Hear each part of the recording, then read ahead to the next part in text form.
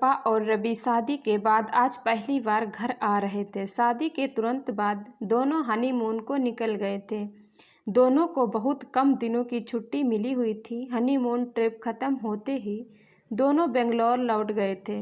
इस वजह से तृप्ति की जान पहचान अपनी भाभी कृपा से नहीं हो पाई थी। अब जब दोनों छुट्टी पे आए थे तो तृप्ति ने अपने घर खाने पे बुलाया था। तृप्ति का मायका दिल्ली में था और ससुराल गुरुगांव में, इसीलिए अपनी बड़ी बेटी सपना को अपने पति अमित के साथ भेजा था मामा मामी को लाने के लिए। तृप्ति ने रवि की पसंद की दाल मखनी, मटर चिकन मसाला और ना जाने क्या क्या सुबह से लगातार किचन में खड़ी रह के बनाया था।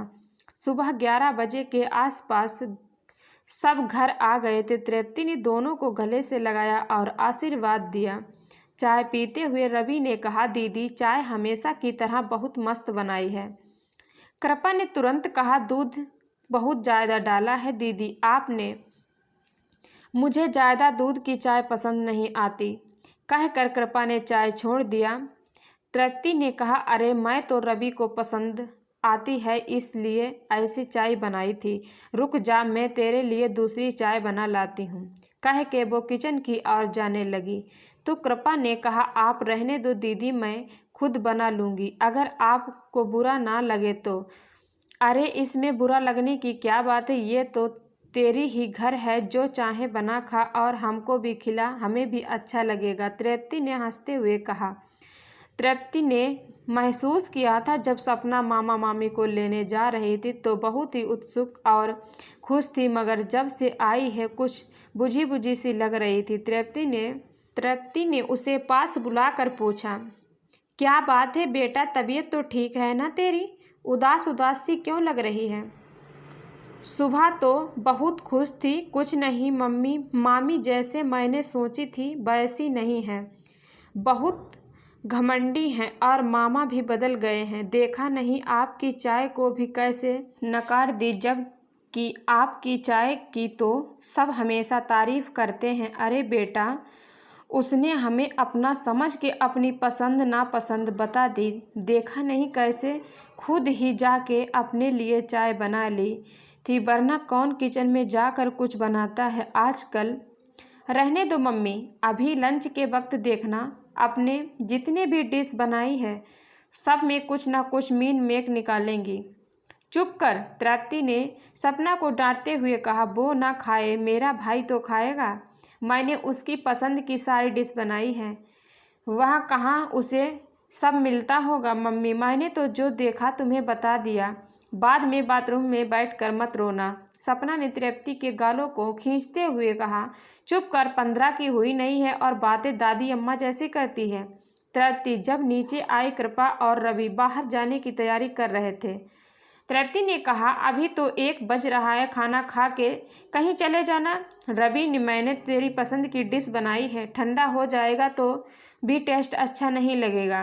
दीदी शाम को हमें जल्दी जाना भी है, आज निडर इसके मामा के घर है, वो यही गाड़ी भेजने वाले हैं, इसीलिए हम भी जा के जल्दी से आ जाएंगे, रवि ने कहा और दोनों बाहर चले गए।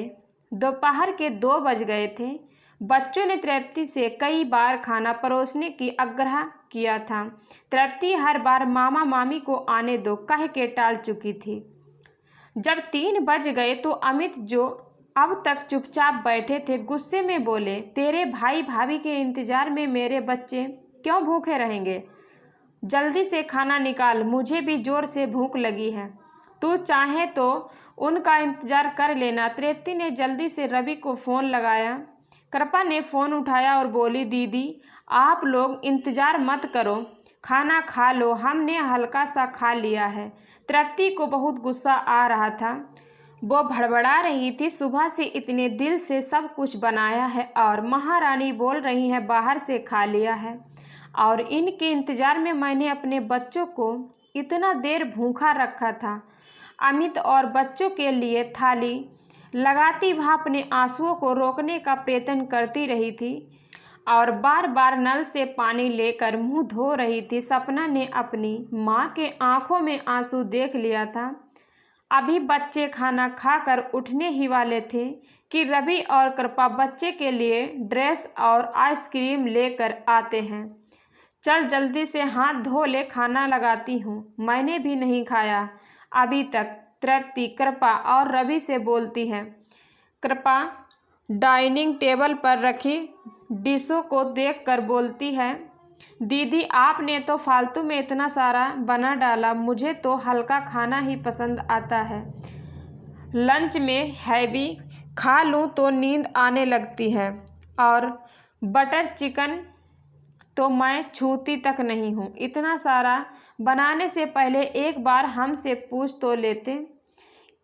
इनको भी बटर चिकन दाल मखनी सब नहीं खाने दूंगी। अब से देख नहीं रहे हो कितने मोटे होते जा रहे हैं। रवि हाथ धोने जा ही रहा था, कृपा की बात सुनकर बिना हाथ धोए ही डाइनिंग टेबल पर आके बैठ गया। सपना ने तृप्ति की ओर देखा। तृप्ति उससे बिना नज़र मिलाए ही वॉश बेसिन की ओर चली गई थी। कृपा आइसक्रीम का डिब्बा खोलने से सबके लिए आइसक्रीम लगा रही थी। रवि बोला, ये कृपा की सबसे पसंदीदा आइसक्रीम है, यहाँ पर मिलेगी, इसकी हम बिल्कुल उम्मीद नहीं थी। बच्चा पार्टी तुम लोग भी खा के देखो, हमेशा मामी को याद करोगे। कृपा बोली, ये बहुत ही टेस्टी आइसक्रीम है, एक बार खाओ तो छोड़ने का मन ही नहीं करता। मैं तो एक बार में ही सारा डिब्बा ख़त्म कर सकती हूँ। सपना ने कहा, मुझे ये वाली आइसक्रीम पसंद नहीं है, ये तो यहाँ हर नुक्कड़ में मिल जाती है, यहाँ तो गली के कुत्ते भी नहीं खाते। इसको ऐसा गुप्ता आंटी बोल रही, कल परसों हैं ना छोटी। उसने अपनी छोटी बहन की ओर देखकर बोला, वैसे भी अभी तो मैंने मम्मी के हाथ का इतना टेस्टी खाना खाया है, कल तक तो मैं अपने मुंह से उसका टेस्ट और हाथ से खुशबू नहीं जाने दे सकती। फिर चाहे आप दुनिया का सबसे महंगा आइसक्रीम ही क्यों ना ला के रख दो, फिर तो ये मामूली सा आइसक्रीम है, आप ही खा लो, आपको तो बहुत पसंद है, मामा को भी दे दो, उनकी भी अच्छा लगेगा। कृपा को उसकी ये बात बहुत बुरी लगी थी, ये उसके चेहरे से ही जान पड़ रहा था, पर उसने कुछ नहीं कहा। कृपा ने सब के लिए ड्रेस भी लिया था। अमित को 25,000 का सूट और तृप्ति को 15,000 की सिल्क की बहुत ही सुंदर साड़ी दी थी। उसने बच्चों के लिए भी बहुत ही महंगे और सुंदर कपड़े लिए थे। जब कृपा ने सपना को उसका ड्रेस दिया तो सपना बोली, क्या मामी एक बार फ़ोन करके पूछ तो लेते, मुझे ऐसे ड्रेस पसंद भी हैं कि नहीं। मम्मी भी आपका लिहाज करके कुछ बोल नहीं रही, उनको भी इस तरह की कलर बिल्कुल पसंद नहीं आती। पापा तो इस तरह का सूट बिल्कुल नहीं पहनते। आप तो सब अपनी पसंद से ले आए, दूसरों को पसंद भी आएगा कि नहीं पूछ तो लेते, कुछ भी उठा लाए। आप एक काम करो, इसे अपने मामा मामी और उनके बच्चों को दे दो। कृपा गुस्से से बोली, अगर कोई प्यार से दे रहा हो तो ले लेना चाहिए, उसमें कमियां मत निकालना करो, दूसरों की भावनाओं की कद्र करो, इतनी तो तमीज़ सीखो। अब तुम कोई छोटी बच्ची नहीं हो। सपना भी कहाँ चुप रहने वाली थी, उसने सुबह से अपनी माँ की आंखों में आंसू देखे थे।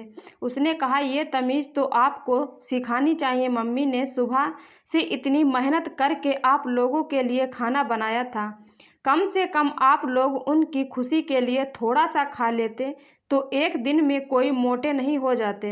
अगर आपको नहीं पसंद था तो मामा को खाने देते, तब भी माँ बहुत खुश हो जाती, उनका दिन बन जाता, पर नहीं, आप लोग बाहर से खा के आ गए। रवि ने अमित की तरफ देखकर बोला, जीजा जी आप कुछ बोलते क्यों नहीं, इसे बड़ों से बात करना भी नहीं आता, देखो कृपा को नाराज कर दिया। अमित ने कहा, रवि तुम्हें अपनी बीबी की नाराज़गी दिखाई दे गई, लेकिन अपनी दीदी के आंसू तुम्हें नहीं दिखाई दिया। मुझे अपनी बेटी पर गर्व है, छोटी है पर उसने तुरंत अपने माँ के आंसुओं का बदला ले लिया। देखो तुम्हारे बीबी के मामा की कार आ गई है, तुम लोग जल्दी से निकल जाओ, नहीं तो मामा का ड्राइवर नाराज हो जाएगा।